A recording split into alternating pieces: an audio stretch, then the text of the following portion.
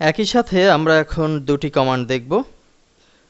File সিস্টেমে data মুছে ফেলার জন্য যে পদ্ধতি ব্যবহার করা হয় সেটি আমাদের অতি পরিচিত এবং পূর্বের লেসনে আমরা দেখেছি। এই মুহূর্তে ব্রাউজারে আমরা বেশ কিছু তথ্য দেখতে পাচ্ছি। এই তথ্যগুলোকে যদি এক কমান্ডে মুছে দিতে চাই, তাহলে ফাইল ক্রিয়েট করার সময় যে কোডটুকু ব্যবহার করা হয়েছিল সেই কোডটুকু আবার যদি ব্যবহার করি, আমরা কপি করছি এবং নতুন একটি ফাইল সেভ করে নিয়েছি। পিএইচপির বেসিক কোড ইনক্লুড করেছি। নতুন ফাইলের নাম হচ্ছে fileerasanddelete.php। এখানে কোডটুকু পেস্ট করছি, ফাইলকে সেভ। ব্রাউজারে আমরা যদি পিএইচপি গুরু রিলোড করি, আমাদের সামনে fileerasanddelete নামের ফাইলটি চলে আসবে। এখানে ক্লিক করলে আমরা ব্ল্যাঙ্ক অবস্থা দেখতে পাচ্ছি। তবে আমরা এখন যদি সার্ভারে চলে যাই এবং টেস্ট ফাইল ওপেন করি, আমরা দেখতে পাচ্ছি এখানে কিন্তু এখন আর কোনো তথ্য প্রদর্শিত হচ্ছে না, অর্থাৎ টোটাল যে ডাটা সেগুলো অলরেডি মুছে গেছে। একইভাবে আমরা যদি ব্রাউজারে রিড কমান্ড দেই, ফাইল রিড, যে ফাইলটি আমাদের সামনে প্রদর্শন করত লেখাগুলোকে, এন্টার প্রেস করছি।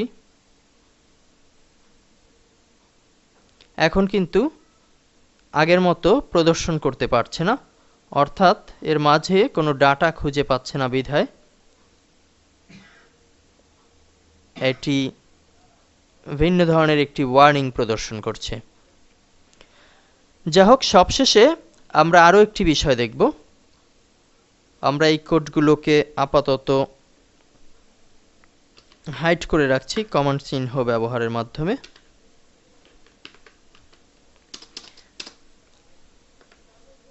যদি এমন চাই যে টোটাল ফাইলটি ডিলিট হয়ে যাবে, অর্থাৎ সার্ভারে থাকা এতক্ষণ ধরে আমরা যে কাজগুলো করেছি টেস্ট ফাইলে, এই ফাইলটি ডিলিট হবে, তাহলে সেটিও সম্ভব। আমরা এজন্য ছোট্ট দুটি কমান্ড লিখছি। একটি হচ্ছে আগের মতোই ভ্যারিয়েবল ফাইল নেম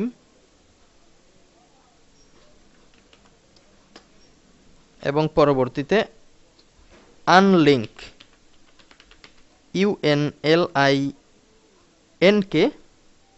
ফার্স্ট ব্র্যাকেটের শুরু শেষ সেমিকোলন, ফার্স্ট ব্র্যাকেটের মাঝে আমরা উপরের ভ্যারিয়েবলকে লিখছি, কপি করে পেস্ট। এ পর্যায়ে আমরা ব্রাউজারকে পিএইচপি গুরু থেকে আরেকবার রিলোড করব এবং ফাইল ইরাস অ্যান্ড ডিলেট এই ফাইলটিকে আবারও ক্লিক করছি।